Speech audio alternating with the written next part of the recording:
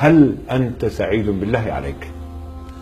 والله أنا سعيد جدا، مو بس سعيد، سعيد جدا. نعم. هذه السعادة جدا تشبه إنسان يعاني ما يعاني، ما في إنسان لا يعاني، لكن موعود من قبل خالق الأكوان بجنة عرضها السماوات والأرض. يعني مثل بسيط، واحد يسكن بغرفة واحدة مع 5 أولاد ودخله لا يكفيه ثمن خبز، وفي عليه دعوى إخلاء من هذه الغرفة ويعاني ما يعاني. له عم بيملك 500 مليون وما عنده أولاد ومات بحادث، فخلال ثانية واحدة انتقل هذا المبلغ الفلكي 500 مليون لهذا الفقير. لكن إجراءات المواريث وحصر الإرث لم يتمكن أن يقبض درهم واحد قبل عام. لماذا يعيش طوال هذا العام في سعادة؟